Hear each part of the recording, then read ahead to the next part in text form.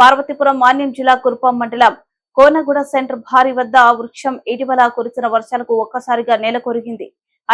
అదే సమయంలో ఆ చెట్టు కింద బండి ఆపి ఫోన్ మాట్లాడుతున్న పువ్వాల రాంబాబు అనే యువకుడు ఒక్కసారిగా భారీ శబ్దం రావడంతో చాకచక్యంగా ఆ యువకుడు పరుగులు తీశాడు.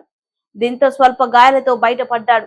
అయితే గుమలక్ష్మీపురం కురుపాం అలాగే ఒరిస్సాకు వెళ్లి ప్రధాన రహదారి కావడంతో రోడ్డుపైన భారీ వృక్షం పడడం వల్ల వేరే దారి లేక వాహనదారులు ప్రయాణికులు అవస్థలు పడ్డారు.